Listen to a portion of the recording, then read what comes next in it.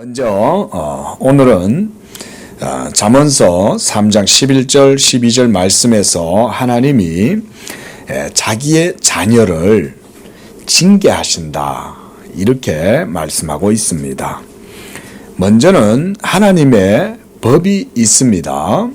하나님께서 자기의 법을 통해서 자기의 백성들을 가르치시고 훈련시키시고 또 그것으로 교훈을 하시는 거죠. 만약에 하나님이 자기의 말씀을 세우지 않았다면 우리가 말씀을 배울 수도 없고 또 배울 필요도 없죠. 말씀이 없는데 우리가 뭘 배우겠어요. 그러나 하나님은 우리에게 말씀을 주신 거예요. 그러니까 우리 성도님들이 예수님을 믿는다는 것은 뭔 말이냐? 하나님의 교훈과 법도를 배우는 겁니다. 그리고 하나님이 그 교훈과 법도를 따라서 여러분들을 다스리고 또 인도하시고 그 속에서 여러분들과 만나시고 이렇게 하시는 거예요. 우리가 이런 거를 언약의 관계다라고 이렇게 표현을 하는데 하나님이 한마디로 성도 여러분들과 언약의 관계 안에서 그 하나님의 계명의 법도를 갖고 여러분들을 다스리고 또 여러분들에게 은혜도 주시고 복도 주시고 인도하시고 여러 가지 일들을 하시는 거예요. 그리고 성도는 그 하나님의 교훈 안에서 하나님의 은혜를 받고 우리가 하나님을 섬기고 또 그 하나님을 배우고 이러면서 여러분들의 믿음이 하나님의 말씀 위에서 자라나는 거예요. 그래서 오늘 11절 12절에서도 보면 하나님은 징계하신다는 거예요. 그리고 그의 백성들에게 꾸지람을 싫어하지 말라고 그러는 거예요. 우리가 집에서 부모님들도 자녀들한테 야단을 치잖아요.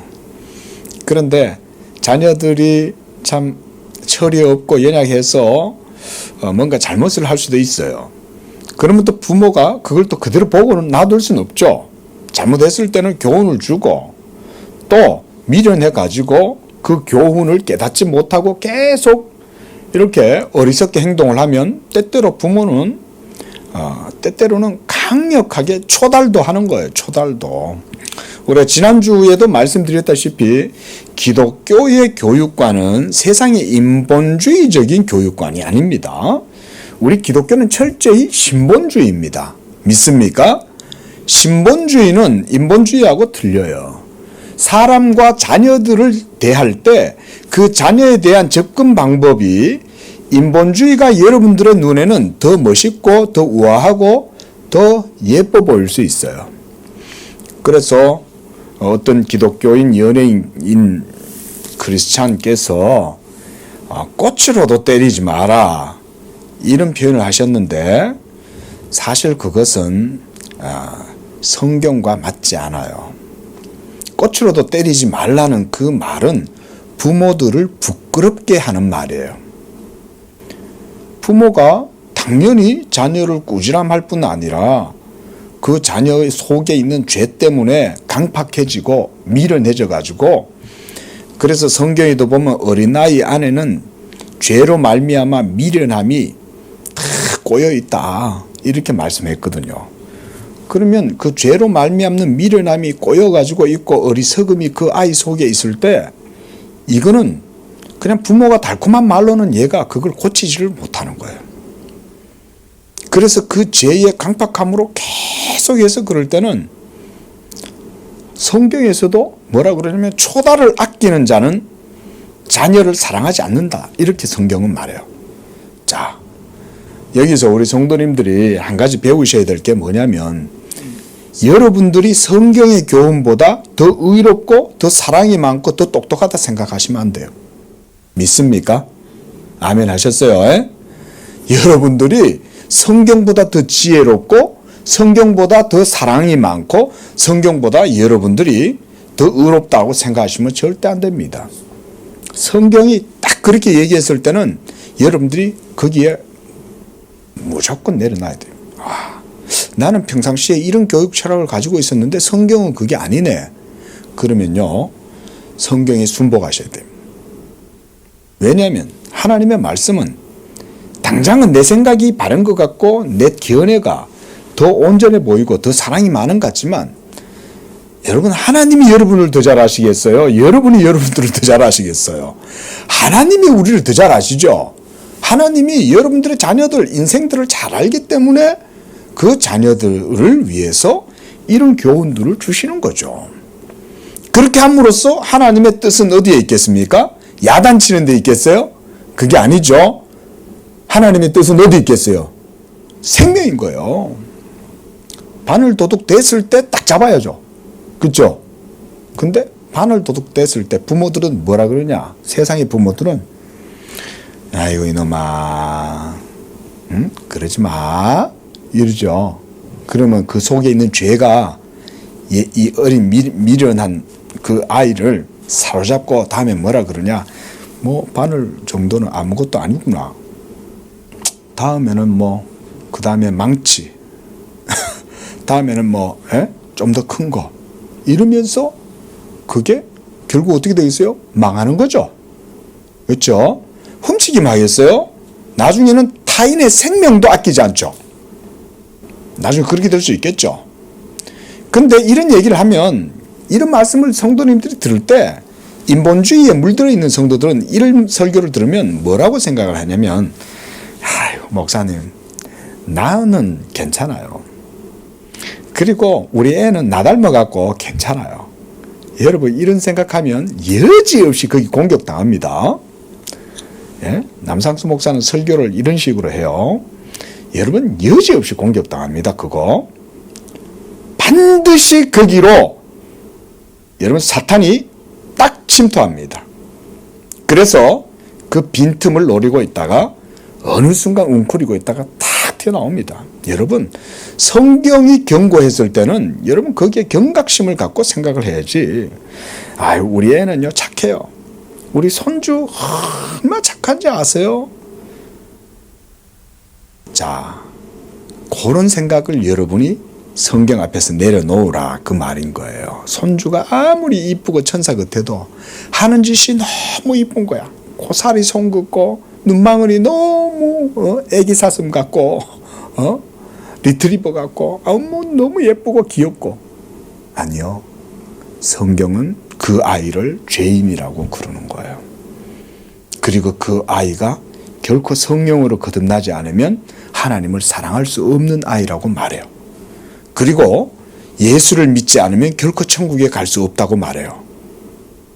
그러니까 어려서부터 주의 도와 훈계를 가르치려면 하나님의 도를 먼저 가르치고 그걸로 애를 훈육하고 양육을 하면서 하나님의 말씀에 거슬른다든지 이렇게 할 때는 따끔하게 할 줄을 알아야 자식을 살리는 거예요. 나중에 여러분들의 자녀를 누가 돌봐줘요? 대답해 보세요, 성도님들. 여러분들의 자녀를 나중에 누가 돌봐줘요? 여러분들이 끝까지 그 아이가 자라가지고 나중에 어른이 돼가지고 자랄 때도 여러분들이 다 돌보시겠어요? 그 자녀의 인생을 누가 돌보시냐고요? 하나님이 결국은, 그쵸? 아기 때부터 늙어서 죽을 때까지 하나님이 그 자녀를 이끄시는 거지 여러분들은 못해요.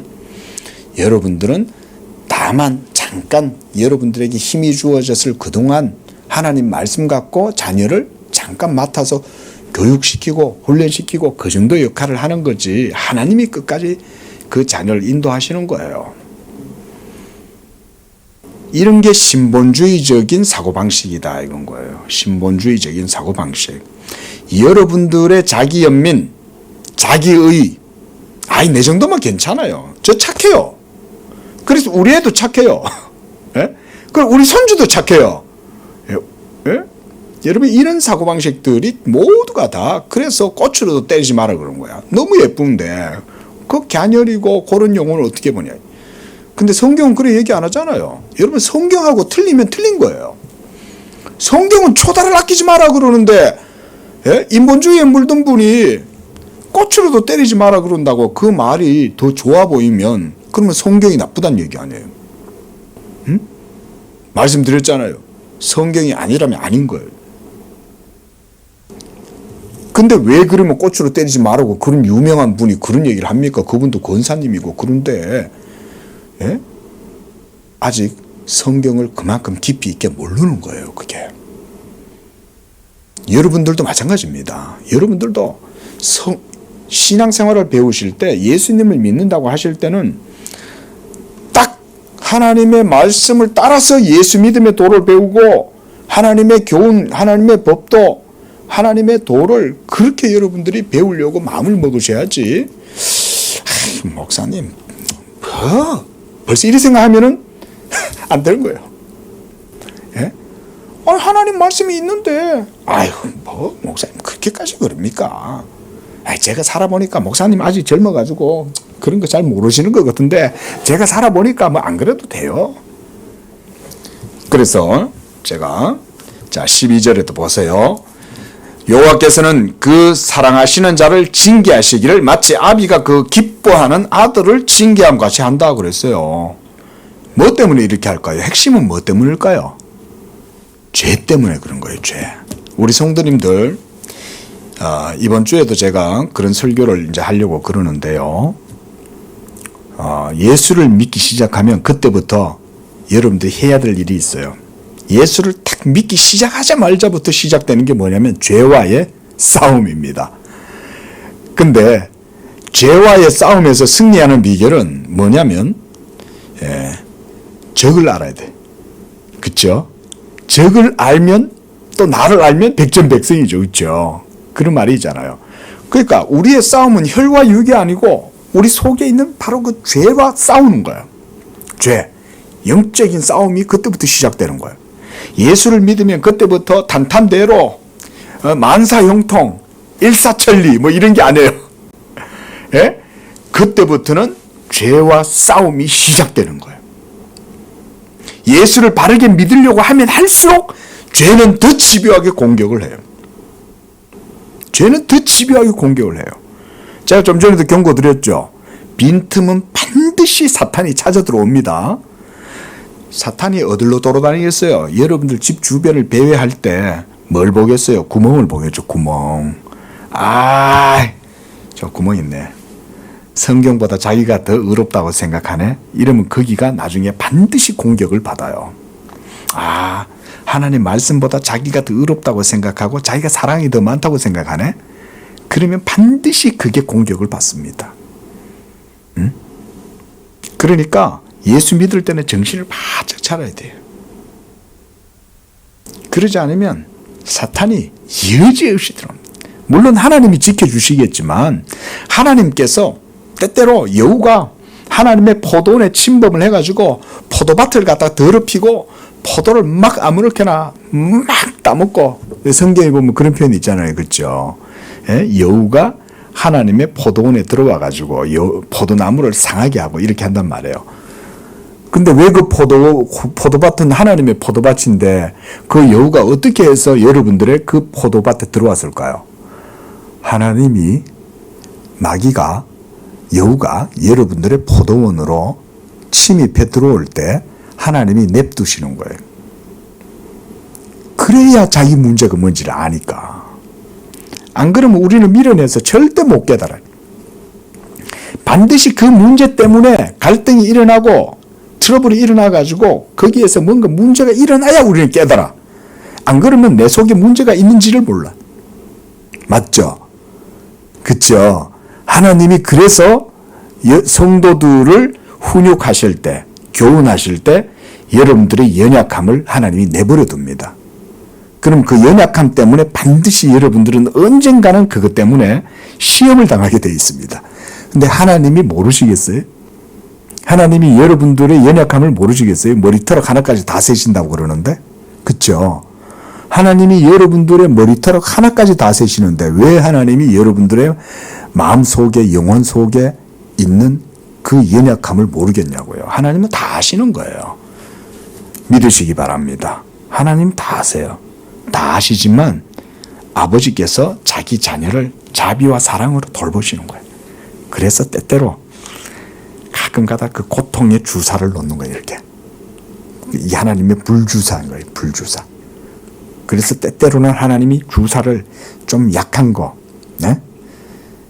가을쯤 돼가 이제 겨울 들어가기 전에 독감 예방 주사도 있지만 때때로는 강력한 예방 주사 이런 것들도 백신도 하나님이 놓는 거예요. 자, 이렇게 하나님이 자기의 자녀를 징계한다. 징계하신다. 그러나 징벌은 자녀에게 하는 게 아니라 노예에게 하는 겁니다. 슬레이브, 종들에게, 노예에게는 아들이 아니잖아요. 자녀가 아니니까 징벌이 내려지는 거야. 그러니까 진노와 그 다음에 저게 없는 거야. 딱 잘못한 만큼 잘못한 대로 하나님이 딱 하지. 근데 자녀는요, 잘못한 만큼 그대로 징벌하시지 않습니다. 하나님이. 자녀는 징계를 하나님이 결정하셔도 자비하시기 때문에 징계를 잘못한 만큼에 맞춰서 하시진 않아요. 왜냐하면 그러면 자녀가 다치니까. 예? 그러니까 징계를 해도 하나님이 딱 필요한 만큼만 딱 하세요. 이런 일을 하나님이 이렇게 하셔요, 여러분. 하나님이 이렇게 하십니다. 근데 자녀이기 때문에 징계를 해도 예를 들어서 이만큼 잘못했다고 해서 이만큼 딱 맞춰서 하시지 않습니다. 종들에게는 이만큼 잘못하면 이거보다 더 많은 징벌이 주어질 수 있죠. 종이니까. 하지만 자녀는 그 아버지가 그렇게 하시지 않죠. 다리가 부러지도록 하겠어요? 마음이 완전히 깨어지고 부서지고 찢어지도록 하겠어요? 그렇게 하지 않겠죠. 하나님께서는 다 얼마나 자비로운지 몰라요. 인생 아버지들은 그것도 잘 못해. 자녀를 사랑하긴 하는데 그래서 야단을 치긴 치는데 때때로 감정이 이기질 못해갖고 그거보다 지나칠 수도 있고 이렇지만 하나님 아버지는 그렇게 하시지 않아요. 하나님이 뭔가 징계를 딱 내리신다고 마음먹었을 때는 하나님이 다 계산을 하시는 거야. 최소한 제가 아는 하나님은 그런 분이에요. 하나님이 지난번에도 한 말씀드렸죠. 하나님은요 정말 오래 참으세요. 하나님은 길이 참으시는 거야. 예? 길이. 근데 필요하다고 생각하시면 하나님이 결정을 내리시는 거예요. 안 되겠네. 이 자녀, 이 녀석 그대로 두면 안 되겠다. 하나님이 딱 마음을 놓으시면 하나님이 기가 막힌 방법으로 딱 그 자녀에게 딱 필요한 징계를 하나님이 딱 내리십니다. 그리고 그 징계는 결코 도에 지나치거나 그 자녀가 무너지거나 깨어지도록 징계를 내리시지 않아요. 징계하는 것도 막 사랑하니까 징계를 하는 거야. 그러니까 필요한 거예요. 어쩔 수가 없어. 여러분 이런 게 하나님의 훈육 방식인 거예요. 그러니까 매로도 때리지 말라는 얘기는 하면 안 돼요. 그건 신본주의 방식이 아닌 거예요. 그거는. 아름다워 보이고 멋진 말 같아 보여도 결국은 부모를 부끄럽게 하는 거예요. 부모가 권위를 못 부리는 거야. 꽃으로도 때리지 말라니까. 예? 그래서 저는 그 말이 너무 싫어요. 그건 잘못된 말인 거예요. 그거는. 하나님의 말씀이 그게 아니다 그러면 아닌 거예요. 우리가 이걸 인정해야 되거든요. 그러지 않고서는 여러분 바른 예수 믿음으로 못 나갑니다. 꼭 기억하세요. 여러분들의 마음이 이런 게 못 받아들이는 거면 여러분들은 아직도 인본주의적 관점을 갖고 계시는 거예요. 자, 우리 이제 본문 좀 보겠습니다. 자, 지난주에 31절까지 했고요. 이제 226쪽. 자, 첫 번째 차이점 32절입니다.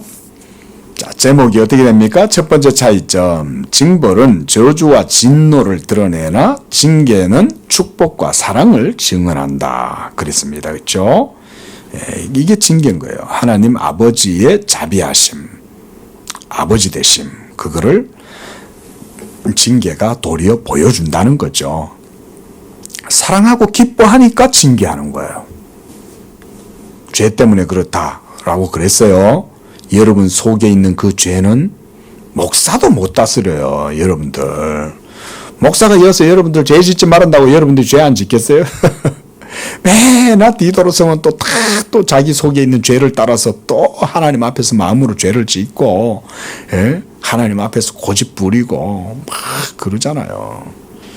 하나님이 징계를 쓰십니다. 자, 한번 읽어보겠습니다. 이 사안 전체를 속히 요약해 보자면 두 가지 차이점으로 정리된다. 첫 번째 차이점은 형벌이 보복으로 주어지는 경우에는 어느 곳에서든지 하나님의 저주와 진노 그 자체로 드러난다.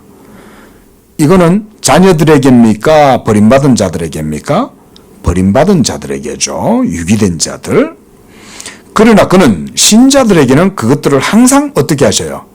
자제하시는 거예요. 하나님이 참으시는 거예요. 여러분, 하나님이 아무 생각 안 하고 계신데 생각하시지 마세요. 하나님은 다 알아요. 여러분들이 하나님을 몰라 그렇지 하나님은 여러분들을 속속들이 다 알아요. 반면에 징계는 성경이 가르치듯이 하나님의 축복이자 그의 사랑에 대한 증언이다. 그래서 여러분 신앙생활 하시다가 때때로 하나님이 여러분을 사랑하신다라는 것을 어디서 확인할 수 있냐면 여러 가지 좋은 하나님이 축복을 주시는 것을 통해서도 사랑을 확인할 수 있겠지만 때때로 여러분들의 마음이 악해져 가지고 하나님 앞에 죄를 범하는 거야. 거짓말도 치고 때때로 막 자기의 교만함을 드러내고 자기의 의의를 내세우고 이러면서 하나님 말씀보다 자기 자신이 더 높아지려고 하고 막 이런 강팍한 마음이 확 일어나는데, 그런데 하나님이 어느 날 쫙 찌릿찌릿하게 눈쪽으로 딱 쏴보시는 게 느껴져. 그러면 그게 하나님의 자녀일 가능성이 높은 거예요. 그렇죠? 잘못을 하고 하나님 말씀을 거슬러서 교만하게 행하는데도 아무 문제가 없어. 그러면 이거는 큰일 나는 거야, 이게. 왜냐하면 내가 하나님의 자녀가 아닐 가능성이 있는 거지. 그리고 하나님이 그런 자들은 가만히 내버려뒀다가 진노와 저주를 당하게 해버리는 거예요. 무섭죠? 근데 자녀는 안 그래요. 조금만 잘못해도 하나님이 사랑하시는 자들은 하나님이 벌써 야 정신 차려. 하나님 벌써 마음속에 벌써 사인을 주시는 거야. 그거 벌써 받는 사람 대부분 알아. 이렇게 하나님이 내게 벌써 두려움을 주시네. 그러면 지혜로운 자녀는 마음속에 하나님을 경외하고 하나님께 대한 사랑이 있으니까 빨리 깨닫죠. 내가 보니까 벌써 마음에 하나님의 말씀이 벌써 내 양심을 확 찌르거든. 그러면 안 돼. 내가 지금 내 마음이 또 내 속에 죄가 또 일어났구나. 빨리 회개하면 돼요.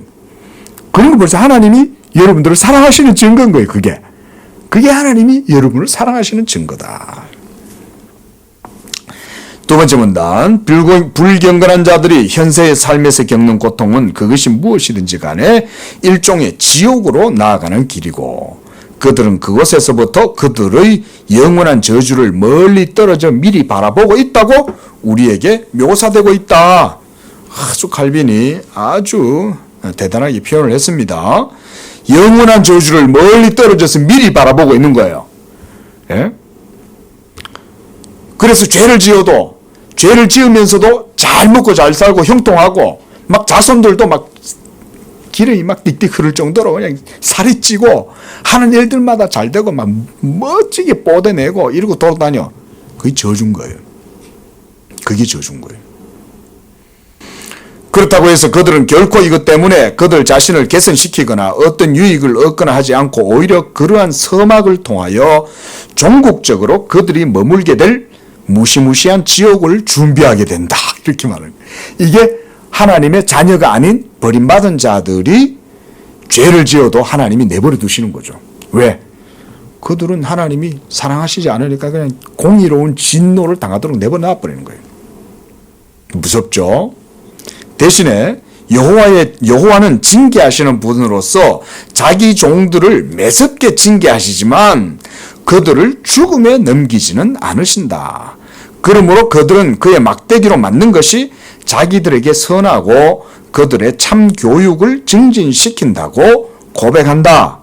우리가 모든 곳에서 읽게 되듯이 성도들은 평온한 마음으로 그러한 형벌들을 받아들였다. 성경 속에 보면 모든 성도는 다 하나님의 징계를 달게 받아요. 예? 자기 속에 있는 죄를 인정하는 거죠.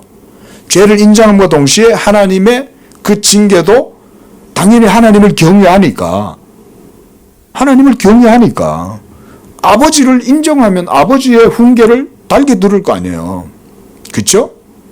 그 얘기예요. 그 가운데 첫 번째 종류의 채찍을 피하게 해달라고 항상 힘을 다해 기도했다. 예레미야는 말한다. 여호와여 나를 징계하옵시되 너그러이 하시고 진노로 마옵소서. 주께서 내가 없어지게 하실까 두려워하나이다. 주를 알지 못하는 이방 사람들이 주의 이름으로 기도하지 아니하는 족속들에게 주의 분노를 부으소서. 그러니까 하나님의 자녀가 아닌 이방인들한테는 하나님의 분노를 하나님이 쏟으시되 하나님의 자녀 언약 백성들한테는 하나님의 진노로 하지 마시고 그들에게 너그러이 징계해달라 이렇게 말씀하죠. 그러니까 징계를 완전히 차단하고 저 징계 안 받아요 이게 아니죠. 징계를 받는 거예요. 왜냐하면 아버지의 교훈이 있고 뜻이 있기 때문에. 그리고 우리가 늘 그 하나님의 교훈과 뜻에 불순종하고 거스르니까. 그러니까 이런 징계도 믿음이 있으니까 그거를 또한 인정하는 거죠. 여호와는 자기 성도들을 그들의 죄로 인해 징계하실 때 매우 자주 그들을 향하여 진노하신다는 데에는 어떤 모순도 없다. 하나님이 화가 나셔가지고 징계한다는 건 모순이 없어요. 이사야는 여호와여 주께서 전에는 내게 분노하셨사오나 이제는 주의 진노가 돌아섰고 또 주께서 나를 안위하시오니라고 말한다. 마찬가지로 하박국은 주의 진노 중에라도 긍휼을 잊지 마옵소서라고 하고 미가는 내가 여호와께 범죄하였으니 그의 진노를 당하려니와 라고 전한다.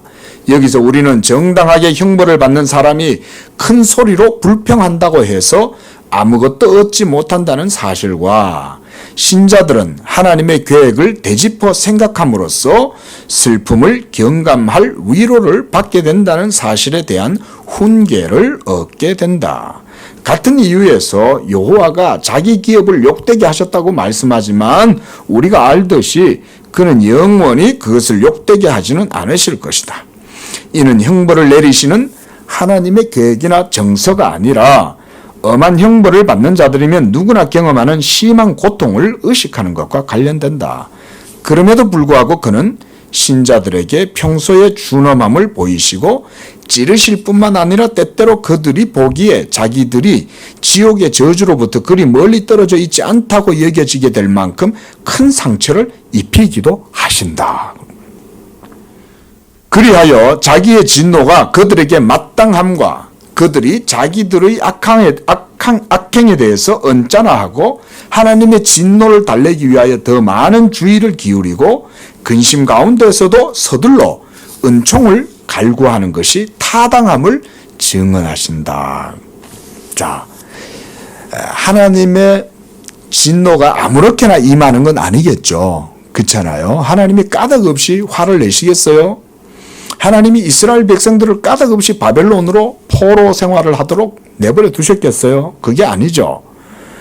그 바벨론 70년 동안 하나님의 언약 백성들이 이방인들 아래에서 노예 생활을 하고 종살이를 할 때 그들이 거기서 가서 비로소 깨닫죠. 예? 선지자들이 아수르가 공격하고 바벨론이 공격해도 계속 선지자들이 돌아오라 계속 얘기해도 말을 안 듣잖아요. 자, 여러분, 아까도 제가 말씀드렸는데 다시금 여러분들에게 제가 주지를 드립니다. 가장 중요한 핵심 포인트가 뭐냐면 죄의 사악함 때문에 그런 거예요. 다시 말씀드립니다. 여러분 속에 있는 그 죄의 그 가공할 위력은 여러분이 상상을 못할 정도로 큽니다. 여러분 오늘 TV를 보시다가 즐거운 거야. 뭐 코미디 이런 극장 같은 거 보잖아요. 여러분들이 그 코미디 극을 보면서 기뻐 즐거워. 여러분 그 기뻐하고 즐거워하는 것 속에도 죄가 있다는 걸 기억을 하시면 돼요. 목사님 너무하네요. 아니 그런 거 하나까지도 다 죄가 있다고 그렇게 얘기하면 우리가 어떻게 해요? 그러나 그것은 사실입니다. 드라마를 보시다가 눈물이 나. 여러분 그 눈물 속에도 죄가 있습니다. 우리 성도님들이 죄에 대해서 깊이 배워야 돼요. 여러분 죄를 그렇게까지 인식을 하셔야 돼요. 여러분 남 목사가 결코 지나치게 여러분들한테 비약해서 말씀드리는 게 아니에요. 오죽하면 하나님이 그렇게 하셨겠어요. 예? 자기의 아들을 죽는 데까지 내어주지 아니하시면 우리는 절대 구원을 못 받는 거예요. 만약에 우리 여러분 속에서 하나님이 조금의 가능성이라도 찾을 수 있다면 예수님은 그 조금의 가능성 때문에 굳이 이 세상에 오실 필요가 없었어요. 근데 우리는 전적으로 타락하고 부패해서 우리에게는 생명과 의가 조금도 나올 게 없어요. 여러분 이런 말씀 들으면 하나님 말씀을 제대로 못 배운 분들은 거기에 반감을 가져요. 목사님 그 좀 너무 심하다. 어떻게 사람을 완전 무슨 그렇게 하냐. 아니 성경이 그렇게 안 가르치는 거예요. 네? 여러분 죄를 이렇게까지 여러분들이 생각을 하셔야 여러분들의 신앙생활에도 이게 복이 되고 유익이 되는 거예요. 근데 예수님이 뭐라 그랬어요? 의사의 비유를 통해 갖고 의사한테는 누가 가요? 환자가 의사를 찾아갈 거 아니에요. 그렇죠? 영혼의 의사이신 예수님한테 찾아가는 사람들은 자기 스스로는 그 죄라고 하는 사망의 중병이 들었는데 이거를 자기 스스로 고칠 수 없다는 것을 인정해야 되는 거예요. 그렇지 않고서는 예수님한테 못 가는 거예요. 그래서 예수님이 그 비유를 하는 거예요. 예? 의사는 병든 자에게라야 필요하다. 무슨 병? 죽음의 중병. 인생이 결코 스스로 고칠 수 없는 불치병, 사망의 병. 그게 모두 다 있는 거예요. 응? 믿으시기 바랍니다. 이걸 믿고 인정하면 복된 거예요, 여러분. 그걸 인정하면 그때부터 여러분들의 인생에 주어지는 모든 일들은 다 하나님의 관점으로 보게 되는 거예요. 때때로 나에게 안 좋은 일도 일어나고 때때로 나에게 공고한 일도 일어나고 왜 나한테 이런 일들이 일어나나? 하나님 탓하면 안 돼요. 내가 하나님 앞에 허물이 많고 부족하고 이렇게 해서 뭔가 하나님이 이런 과정들을 통해서 나에게 교훈을 주시려나 보다. 하나님이 내게 이런 일들이 겪게 하신 것은 이걸 통해서 하나님이 나를 사랑하시기 때문에 그런가 보다. 이렇게 생각해야 맞는 거지. 응? 죄를 모르면 그런 생각을 못해요. 이해되시죠? 그래서 그 죄에 대한 포인트를 여러분들이 분명히 기억하셔야 돼요. 예수 믿는 사람은 그때부터 죄와 싸우기 시작하는 거예요. 죄와 싸우기. 예수 믿고부터 그때부터 죄와 싸워야 돼요. 자, 두 번째 문단 그 밑에 그러나 바로 이러한 사실 가운데서 또한 한편 여호와는 자기의 진노보다 자기의 관용에 대한 더 한층 뚜렷한 증언을 공표하신다. 진노보다 하나님의 관용, 네? 하나님의 그 관대하심 이런 것들을 드러내신다는 거예요. 그러니까 종에게는 종은 잘못하고 까불고 대들고 주인한테 대들면 종은 퇴장을 한 20대 맞지만 자기 아들한테는 퇴장 안 하죠. 애가 다치는데. 예? 그러니까 징계 속에도 하나님의 사랑이 있는 거예요. 이걸 배워야 되는 거예요. 우리 성도들이. 그래서 우리의 진실한 솔로몬은 우리와 체결된 여호와의 언약이 항구적으로 서 있음이 그 증언이다. 하나님은 거짓말을 하실 수 없는 분이 그것에 대한 서약은 결코 무효가 되지 않을 것이라고 확정하신다. 자, 우리 시편 89편 30절 한번 읽어보겠습니다. 시작. 만일 그의 자손이 내 법을 버리며 내 규례대로 행하지 아니하며 내 율례를 깨뜨리며 내 계명을 지키지 아니하면 내가 회초리로 그들의 죄를 다스리며 채찍으로 그들의 죄악을 벌하리로다. 그러나 나의 인자함을 그에게서 다 거두지는 아니하며 이러는 거예요. 하나님이 인자하시면 안 거둔다는 거예요. 하나님은 우리가 그의 자비를 더욱 확신할 수 있게 하시려고 솔로몬의 후손을 사람의 매와 인생의 채찍으로 단련하시겠다고 말씀해요. 하나님도 이렇게 인생의 매를 쓰고 채찍을 쓰시는데 부모들이 하나님의 말씀으로 자녀를 훈육할 때 때때로 왜 아니 채찍이 아니에요. 요즘은 채찍 쓰면 안 돼.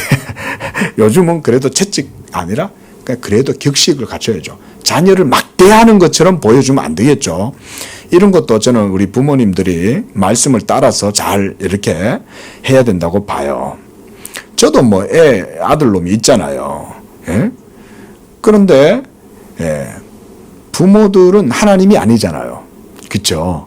그러니까 자녀를 훈육할 때는 부모들이 훈육할 때도 사실은 하나님 말씀대로 하려고 애를 써야 돼요. 하나님의 방식에 맞추어서 하려고 해야 되고, 하나님이 한마디로 모델이죠. 모델. 그러니까 뭐 함부로 대한다는 느낌보다는 정당하게 네가 뭐 때문에 잘못했다. 너 이리 와봐라. 너 이렇게 했으므로 너 이거 잘못했어. 이 엄마 아빠는 분명히 너한테 이렇게 하면 안 된다고 얘기했는데 너 이거 못 지키네. 너 어떡할 거야? 그럼 잘못했어요. 다음에 잘할게요. 이렇게 말을 하면 그러면 그냥 놔두겠죠. 근데 그보다 더 중한 죄가 있을 수 있어요. 예를 들어서 거짓말하는 거. 여러분, 거짓말하는 거는 절대 봐주면 안 됩니다. 거짓말하는 거는 가혹할이 많지 홍군형을 내야 됩니다. 절대 거짓말은 사탄이 거짓말 하잖아요. 거짓말은요, 사탄의 모습이 거짓말이거든요. 큰일 납니다. 여러분, 거짓말은 절대 봐주면 안 됩니다. 뭐 하라는 거 안 했어. 뭐 이런 건 괜찮아. 그래도 그나마. 근데 거짓말은 절대 봐주면 안 돼. 거짓말은 부모가 엄중하게 그거를 해야 얘가 절대 그걸 안 해.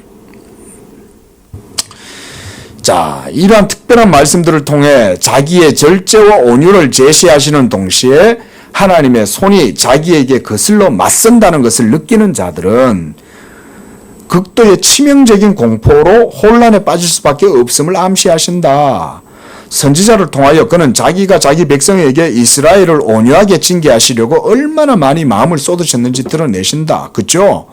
하나님이 선지자를 보내고 또 보내고 또 보내고 사사들을 또 보내고 또 보내고 또 보내고 그래도 안 돌아오잖아요. 그래도. 자, 그 밑에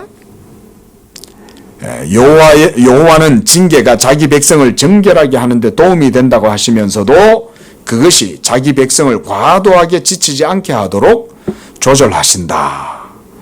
이것은 극히 필요하다. 왜냐하면 누구든지 하나님을 더 많이 경배하고 경건해 자라가기 위해서 자기 자신을 더 많이 드릴수록 그의 진노를 받는 데 있어서 더 많이 온순해지기 때문이다.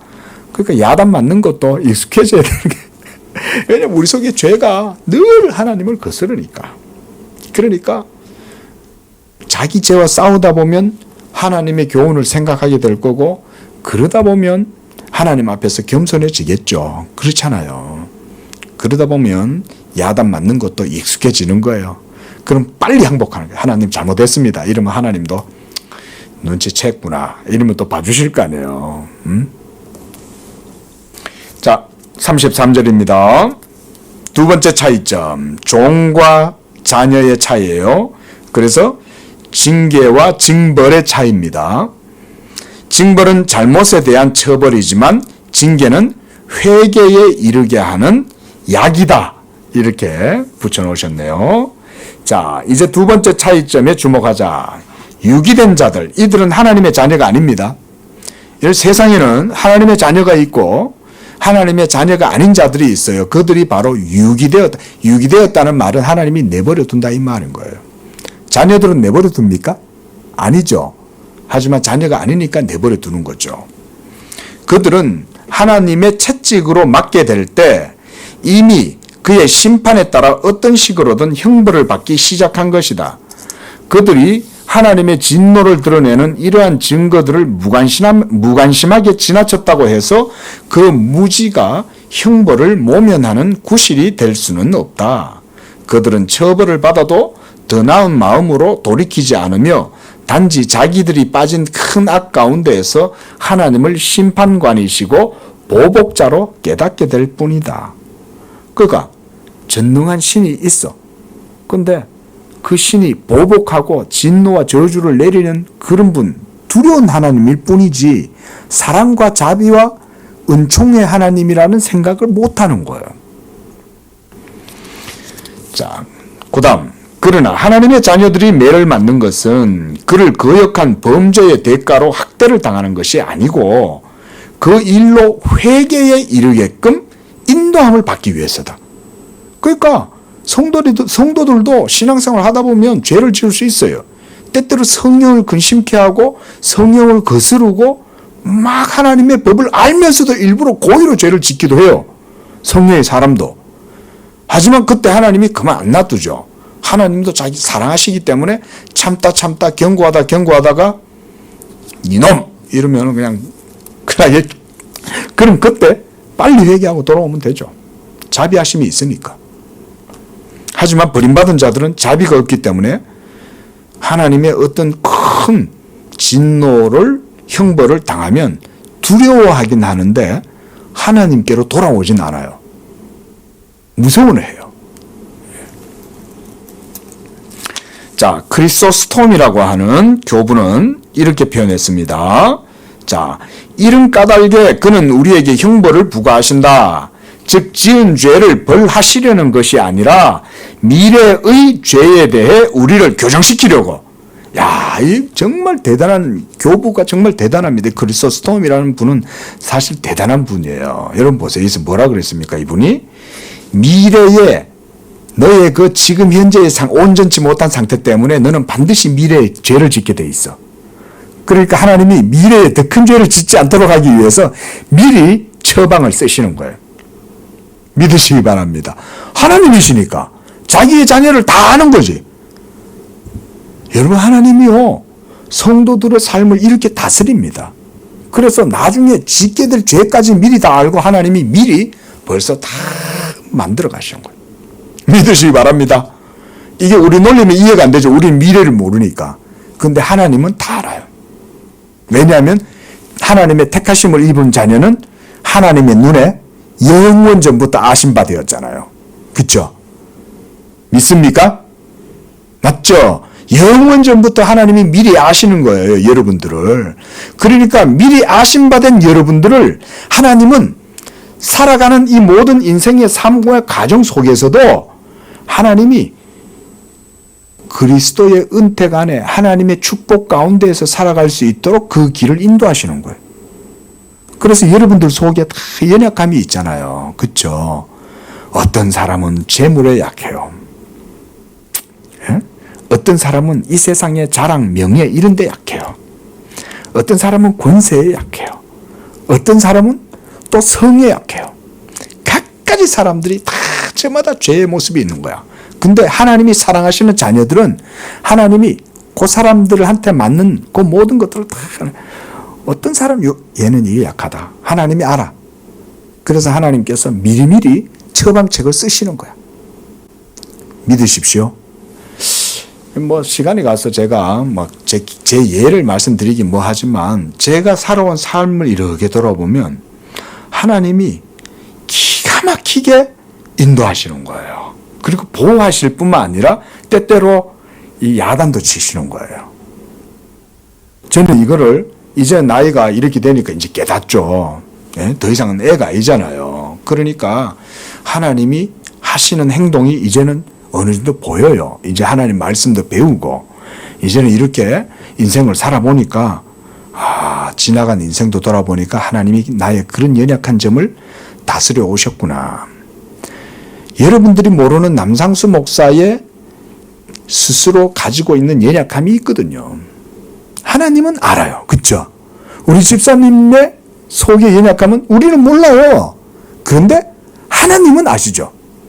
그렇죠? 여러분도 여러분 속에 모두 다 자기의 연약함이 다 있어요. 하나님은 다 알아요. 그래서 하나님이 교회에서 신앙생활을 하게 하시는 거예요. 왜냐하면 교회는 서로서로 거울이 되거든. 예? 거울이 되거든. 이 성도는 이런 연약함이 있고 저 성도는 저런 연약함이 있는데 서로 부족한 사람들끼리 모여가지고 서로 부딪히고 서로 막 엉겨붙어가지고 지내다 보면 뭘 배우냐면 서로가 거울이 되는 거예요. 거울이. 그 속에서 하나님의 도를 배우게 하시는 거예요. 그리고 서로의 부족함도 보듬어 안고 나아가게 하고 그렇게 해서 서로의 연약함을 서로 짊어지도록 하시고, 이렇게 함으로써 하나님의 자비하심을 교회의 공동체, 한몸 된 것을 통해 가지고 배우게 하시는 게 여러분 또한 하나님의 섭리입니다. 교회 생활이 그래서 중요한 거예요.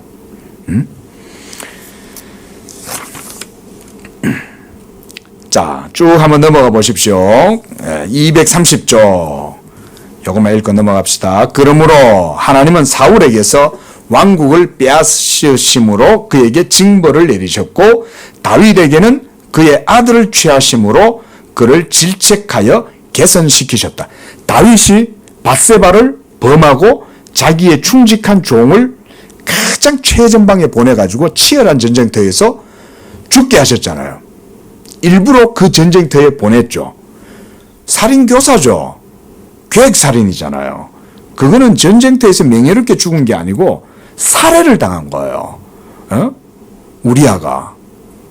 그런데 여러분 보세요. 사울왕은 결국 끝까지 하나님을 온전하게 믿지 않죠. 그렇죠? 죽을 때까지 엔돌의 무당한테 찾아가지고 신접한 여인을 하나님의 율법이 금하는 거잖아요. 근데 자기의 왕권을 어쨌든지 붙들고 그거 지키려다가 하나님한테 무릎 꿇지 않고 무당한테 찾아가가지고 귀신 불러내갖고 신접한 여자 만나고. 여러분, 율법을 하면 신접한 여자는 율법에 의하면 이스라엘 내에서는 죽어야 됩니다. 사형입니다. 근데 왕이 가가지고 자기의 직책을 버리고 오히려 신접한 여자한테 가서 영매잖아요. 영매. 귀신 불러내는. 그리고 결국 끝까지 사울은 하나님께 회개하지 않는 거죠. 죽을 때도 하나님께 회개를 안 했죠. 죽을 때 어떻게 죽었어요? 나를 죽여달라 이러죠. 아니, 그 시간이 있으면 이제 어차피 죽을 건데, 하나님 제가 그동안 다윗도 많이 괴롭히고 잘못했습니다. 용서해 주세요. 이러면 될 걸. 그 순간에도 하나님께 회개하지 않죠. 그게 하나님의 버림받은 자의 특징인 거예요. 회개할 줄을 모르는 거예요. 근데 다윗은 극악한 죄를 범했죠. 어떻게 보면 사울보다 더 나쁜 죄를 지었잖아. 살인교사를 행한 거예요, 다윗이. 그 하나님도 그거 그냥 안 놔두죠. 선지자를 보내가지고 책망할 뿐만 아니라 악한 그 죄를 간음을 행해서 거기에서 태어난 생명의 씨를 하나님이 인정하지 않죠. 그래서 그 어린 아이가 태어나서 죽죠. 하나님이 그걸 통해서 다윗을 징계하시는 거죠. 그 다윗이 하나님 앞에 쫙 머리를 무릎 속에까지 집어넣고 회개하잖아요. 여러분, 이런 것들이 바로 징벌과 징계의 차이죠. 자, 그 밑에 즉 하나님의 자녀가 하늘 아버지의 손으로 고통을 받게 될 때 이는 우리를 부끄럽게 하는 형벌이 아니라 우리가 가르침을 받게 되는 징계이다. 자, 또 그 밑에 문단 이 사안에 있어서 어거스틴은 분명히 우리와 함께한다. 그는 사람들에게 동등하게 징계가 내려지는 형벌들이라도 다양하게 고려되어야 한다고 가르치면서 성도들에게는 그것들이 죄사함에 따르는 투쟁과 훈련이 되는 반면 버림받은 자들에게는 죄사함이 없이 당하는 불의에 대한 형벌이 된다고 지적했다. 그래서 이 어거스틴도 다윗에 대해서 얘기를 한 거예요. 자, 그리고 그 밑에 이사야도 유대 백성이 여호와의 손으로 징계를 받아 불법의 사함을 받았다고 전할 때 죄가 사해지는 은총이 형벌에 대한 지불에 의지하고 있음을 변론하는 것이 아니라 다음과 같이 말하고 있다. 너희는 이미 충분한 형벌로 고초를 겪었다. 그 무게와 그 수로 말미암아 너희는 오랫동안 근심과 슬픔에 젖어 이미 쇠약해졌으므로 이제는 너희가 충만한 자비의 소식을 듣고 너희 영혼이 즐거워하며 나를 아버지로 느낄 시간이다. 이렇게. 여기에 하나님은 아버지의 인격을 입으시고 자녀들에게 한층 더 가혹한 형벌을 내리지 않으실 수 없었던 자기의 의로운 엄정함에 대해 심지어 후회한다고 하신다. 하나님이 징벌을 그러니까 징계를 내려놓으신 다음 화가 나가지고 내가 너희들을 이러면서 어디 두고 보자 이렇게 야단을 치신 거야. 그러고 난 다음에는 하나님이 어떻게 하신다는 거야? 후회하신다는 거예요.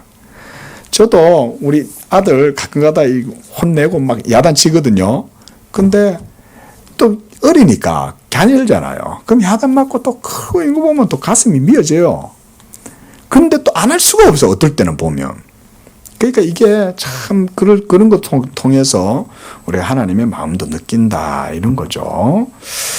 기도하겠습니다. 자비하신 하나님 아버지, 하나님께서 우리에게 생명의 법을 주시고 우리가 그 하나님의 계명의 말씀을 따라 믿음으로 순종하고 살아갈 때 아버지께서는 또한 자녀들에게 기대한 것 이상의 놀라운 복을 주시고 은총을 주시고 하나님께서 참 우리 사랑하는 자녀들을 하나님이 기뻐하시는 줄로 믿습니다. 그러나 아버지여, 우리 속에 있는 죄로 말미암아 우리가 늘 성령을 거스를 때가 많고 하나님의 뜻을 알고도 불순종하고 거스를 때가 얼마나 많습니까?